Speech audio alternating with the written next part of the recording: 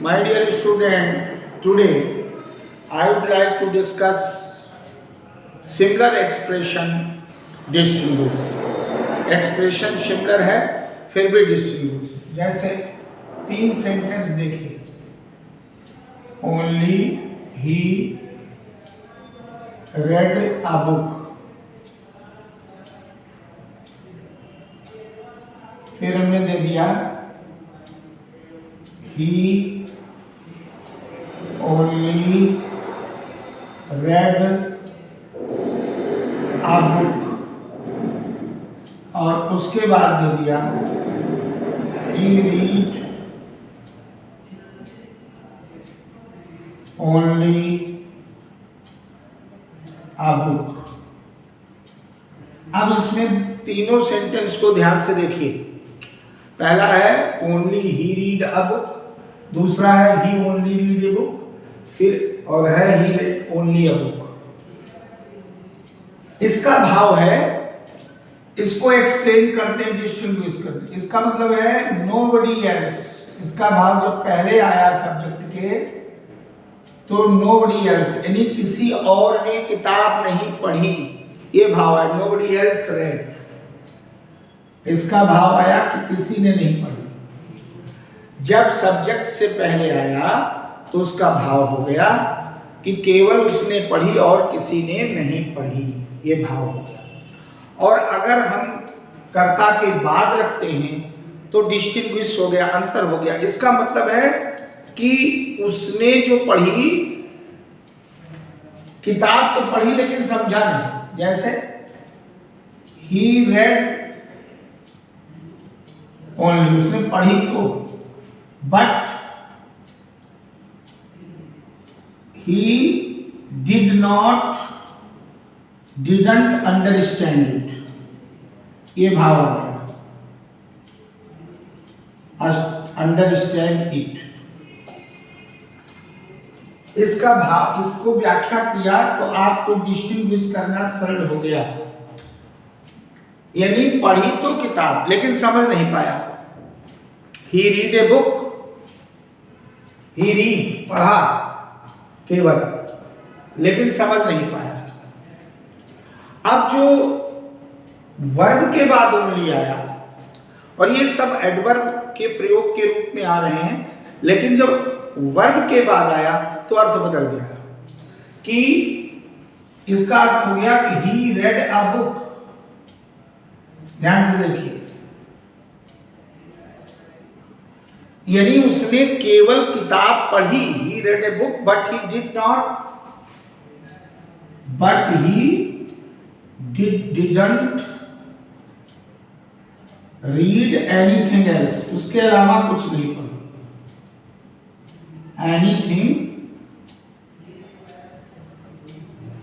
Anything else. अब आप देखिए डिस्टिंग्विश करने के लिए, ये जो ब्रैकेट में है ये व्याख्या की गई है, इसलिए इनको ध्यान से समझें आप लोग।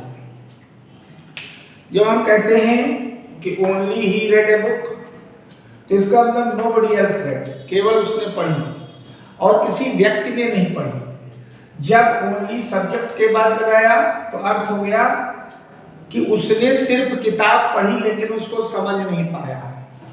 वही शब्द स्थान परिवर्तन किया गया, उसका प्लेस चेंज करते गए तो उसका डिस्टिंग्विश्ड मीनिंग हो गई, बदली हुई परिभाषा में बदला हुआ अर्थ हो गया। फिर ही रेड ओनली अ बुक, इसका भाव है कि उसने किताब तो पढ़ी लेकिन उसके अलावा कुछ और नहीं पढ़ा, ये भाव आया। पहले में आया कि कोई नहीं पढ़ा व्यक्ति, सिर्फ उसने पढ़ी। इसमें आया कि जो किताब पढ़ी सिर्फ मात्र पढ़ी भर, समझ नहीं पाया उस पुस्तक को करता। और इसमें आया कि उसने किताब तो पढ़ी और इसके सिवा कुछ और नहीं किया, सिर्फ किताब। तो ये भाव तीनों में अलग अलग आता है। इस चीज को बहुत ध्यान से आप लोगों को समझना है, अन्यथा आप गलत कर देंगे वाक्य में। अब देखिए एक, और ये सेंटेंस के थ्रू, जब कम से कम 2 सेंटेंस 3 सेंटेंस में ही अंतर किया जाता है, उसको अलग अलग डिस्टिंग्विश करते हैं। जैसे हमने एक वाक्य दिया, ये भी आप लोग लिख लिए, he loved Sheela more than I. He loved Sheela more than, और यहां पर हमने कर दिया आई। अब देखिए कल भी ऐसा किया था, तो इसको उसी क्रम में आगे देखें और इसके बाद हम इसी वाक्य को लिख दें, ही लव्ड शीला। यहां पे देखिए, he loved Sheela more than me. तो व्याख्या करके आपको अर्थ स्पष्ट करना है। और तीसरा हमने दे दिया इसी बात को कि मान लीजिए ये पहले दो में देखिए, क्योंकि इसमें ये कर्ता के रूप में है, सब्जेक्ट के रूप में, और ये ऑब्जेक्ट के रूप में। तो अगर आप इसकी व्याख्या करेंगे, he loved Sheela more than I, तो इसमें वही कल वाला दिमाग में रखिए, यानी उसने और मैंने, यानी दो लोगों ने, ही इसको भी ले आइए, एंड आई लव, व्याख्या हो गई शीला, यानी कि हमने, उसने और मैंने, वह और मैं, दोनों लोग प्यार करते हैं शीला को। भाव हुआ but he loves more than, ये भाव होगा, आई, ये भाव, यानी कि उसने, इसकी व्याख्या को समझिए, वह और मैं शीला को प्यार तो करता हूं, लेकिन वह जितना मैं शीला को प्यार करता हूं उससे ज्यादा करता है। He loves her more than आई, आगे आप डू भी लगा सकते हैं, आई डू। लेकिन इसमें व्याख्या देखिए, सेंटेंस में आई सब्जेक्ट की जगह नहीं कर दिया गया, तो अर्थ बदल गया, डिस्टिंग्विश करिए, तो उसमें हो जाएगा he loved Sheela and me. इसमें भाव बदल गया, ही लव्ड, यानी ऑब्जेक्ट के रूप में आ गया, Sheela and me, Sheela and me. अब देखिए ये मी आया, वह शीला और मुझे दोनों को प्रेम करता है। इसमें आया कि जब आई के रूप में आया तो वह और मैं दोनों शीला को प्यार करता हूं, लेकिन वह मेरी अपेक्षा जितना मैं उसको प्यार करता हूं उससे ज्यादा करता है, ये व्याख्या हुई। इसमें क्या हुई, अब वही व्यक्ति उसे भी चाहता है और मुझे भी चाहता है और शीला को भी चाहता है। अब ये जब बात आपने की तो but he loves her, but वही जोड़ दीजिए व्याख्या करने में, ही लव्स हर, ठीक है, वो उसको ज्यादा चाहता है। He loves her more then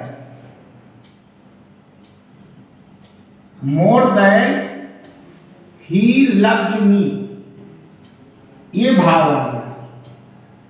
क्या भाव आ गया, ध्यान से देखिए, वह शीला को और मुझे प्यार तो करता है, लेकिन वह लव्स हर मोर, शीला को कहीं ज्यादा चाहता है अपेक्षा के जितना वह मुझे प्रेम करता है।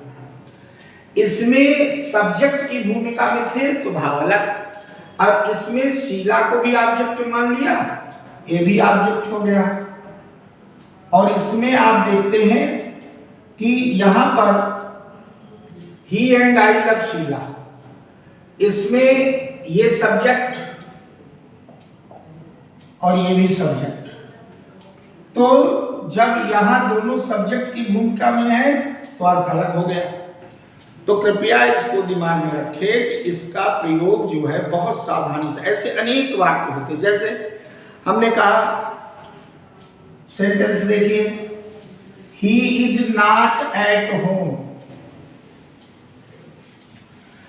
सरल से सरल और कठिन से कठिन, ही इज नॉट, सब में ये प्रक्रिया आपको अपनाना, he is not at home. अब एक सेंटेंस आपने ये बनाया, ही इज नॉट होम, तो इसका मतलब he is not in the, he is not, इसकी व्याख्या हुई he is not in the home. In the home कह लो, हाउस कह लो। तो जब हम कहते हैं he is not in the home, यानी वो घर के अंदर नहीं है, ये भाव आया। He is not at home, यानी एट फिक्स का प्रयोग आता है। और अगर जैसे हमने कर दिया he is not at home, कभी कभी ऐसे प्रयोग होता है, तो जैसे हम कहते हैं he is not at home, he is not yet home कह दिया, तो भाव बदल गया। तब भाव हुआ कि वो अभी घर लौटा नहीं, he is not yet return home, ये भाव आ गया। He is not yet return home,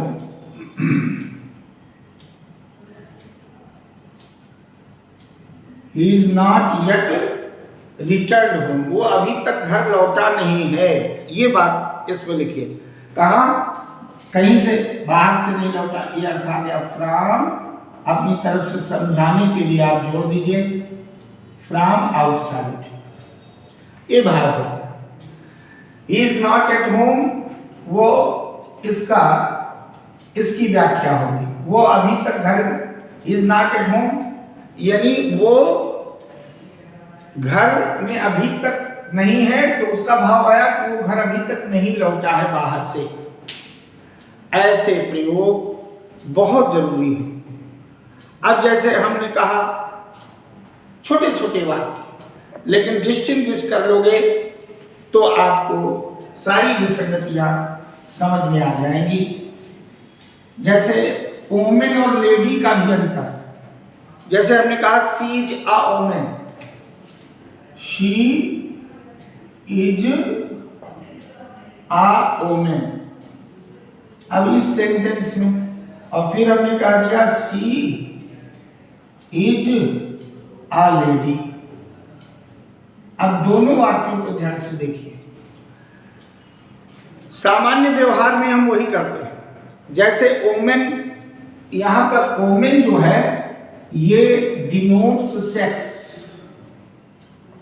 ये सेक्स को डिनोट करती है, लिंग को। और ये जो है डिनोट्स सोशल रैंक, ये सोशल रैंक को डिनोट करती है। दोनों को ध्यान से समझिए, एक सेक्स को डिनोट करती है और एक सोशल रैंक को डिनोट करती है, ये अंतर है। ठीक है, मतलब इसका मतलब है कि she is not an ordinary woman, इसका मतलब है, और इसका मतलब है कि सिंपली कह दिया वुमेन है, वो स्त्री जात की है, वो स्त्री है, तो स्त्रीत्व का भाव आ गया। लेकिन लेडी में सेंटेंस जो है सी, वुमेन का भाव नहीं है, she is not an ordinary woman, इसमें तो सीधे सीधे स्त्री है। इसका अर्थ आ गया she is not an ordinary woman, ordinary women, ये भाव आ गया। तो इस प्रकार से दोनों में जो अर्थगत अंतर आपको समझना है। ठीक है, अब जैसे आपने छोटी छोटी चीजें, हमने कहा आई वेंट टू कॉलेज, और फिर कह दिया I went to the college, very very important. I went to college, एक सेंटेंस ये दे दिया, और दूसरा इसी के नीचे दे दिया आई वेंट, केवल आर्टिकल लगा दिया टू द कॉलेज। अब देखिए अंतर डिस्टिंग्विश हो गया, कैसे अंतर हो गया? नोट कर लीजिए, जब हम लोग कहते हैं आई वेंट टू कॉलेज, तो इसका भाव क्या हुआ कि मैं कॉलेज गया। तो यहां पर ये हुआ कि मैं कॉलेज जहां गया तो या तो टू लर्न करने गया कुछ, या तो सीखने गया, अथवा पढ़ाने गया। ये भाव आ गया, ध्यान दीजिए, ये भाव है। लेकिन जैसे ही आपने दा लगाया I went to the college, तो सेंस बदल गया। उसको जरूर नोट कर लें ये सब चीजें। वहां पर आया कि आई वेंट टू सी, यानी वहां विजिट किया, इसका भाव आया आई वेंट टू सी, वहां उसको देखने गया, वहां पढ़ने नहीं गया। I went to see or visit the place, ये भाव है, आर विजिट द प्लेस। यहां पर अगर दा लगाओगे तो ये भाव है। ऐसे ही डिस्टिंग्विश बहुत आज जरूरी है। एक सेंटेंस में और देखें, बड़े से बड़े सेंटेंस, छोटे छोटे, जैसे हमने कहा the police search the thief. देखिए, the police search the thief,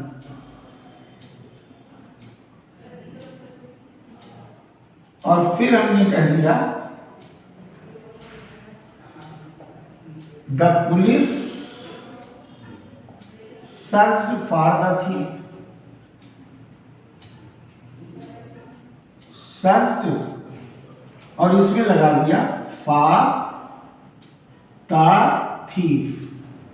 अब इसमें दोनों में अंतर क्या हुआ, ध्यान से देखिए। जब हम कहते हैं the police search the thief, तो द थीफ वॉज कॉट, ये भाव है, द थीफ वॉज कॉट, यानी उसको गिरफ्तार कर लिया गया, ठीक है। एंड द पुलिस, अब आप देखिए, चोर को गिरफ्तार कर लिया गया, the thief was caught and the police were searching. अब उसको क्या कर रहा है, उसकी पॉकेट से उसकी तलाशी ले रहा। The thief was caught and the police, जब उसको पकड़ लिया तो अब पुलिस क्या कर रही है, द पुलिस वर,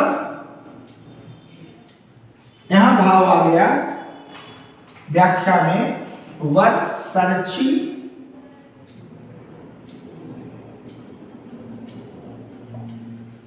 और फार, अब उसकी जामा तलाशी ले रही।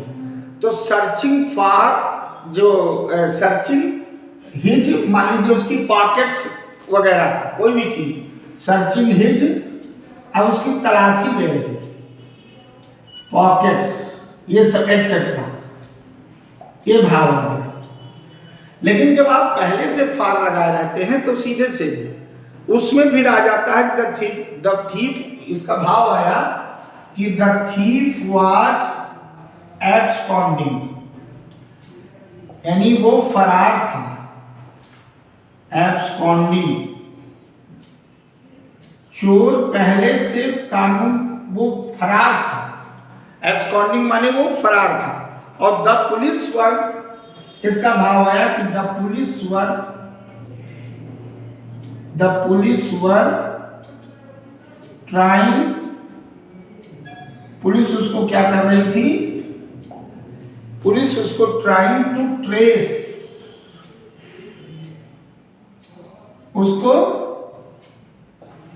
उसका पता लगा रही थी, बाहर ढूंढ रही थी, तो हिम आउट कर दो। अब ये जो है इसकी व्याख्या है। जब आप the police search the thief लगाते हैं तो भाव क्या हुआ कि पुलिस ने चोर की तलाशी ली, यानी the thief was caught and the police was searching his pockets etcetera, जो भी। फिर the police search for the thief, इसका मतलब पुलिस कानून की नजर में धूल झोंक रहा था, वो फरार था, तो पुलिस उसको ट्रेस करने का, पता लगाने का काम कर रही थी। इतना अंतर है। एक और सेंटेंस देखें, ऐसे अनेकानेक सेंटेंस को आप अर्थ की दृष्टि से अलग करके और एक्यूरेट सेंटेंस फॉर्म कर सकते हैं, बशर्ते ये समझें कि हाउ टू डिस्टिंग्विश, कैसे उसको डिस्टिंग्विश किया जाएगा। अगर उसको नहीं समझ पाएंगे, अब जैसे कहें कि मान लीजिए इट इज लॉफुल, छोटा सा सेंटेंस, इट इज लॉफुल, और उसके नीचे हमने दे दिया इट इज लीगल। अब सामान्य भाषा में ये लग रहा है सही है, लेकिन अर्थ व्यवहारिक रूप से अंतर है। जब हम कहते हैं लॉफुल, यानी लॉफुल का मतलब है, इसका मतलब है नॉट अगेंस्ट लॉ, ये ध्यान दीजिए, कानून के विरुद्ध नहीं है। और जब हम कहते हैं लीगल शब्द का प्रयोग करते हैं तो उसका हो जाता है कि sanction and recognised by law, इसका अर्थ हो जाता है सैंक्शनड और and recognised by law, recognised by law, ये अर्थ हो गया, यानी विधि सम्मत है। ये इट इज लॉफुल मतलब ये कानून के विरुद्ध नहीं है, और इसका मतलब हो जाता है कि ये विधि सम्मत, ये विधि सम्मत है, इसको कहते हैं विधि सम्मत, और इसको कहते हैं लॉफुल, यानी कानून के विरुद्ध नहीं, ये भाव आ जाता है। ऐसे ही और अगले वीडियो में हम और इस पे कुछ सेंटेंस आप लोगों से डिस्कस करेंगे। तो please keep in your mind while you attempt this type of question, you should try to understand, and in order to attempt this type of questions you should determine the proper distinguish, how to distinguish between two sentences. The formation of sentences may be similar, but the meaning should be different. So by this way, if you do hard practice, later or sooner you must achieve proper knowledge regarding two sentences in order to distinguish them. Thank you very much.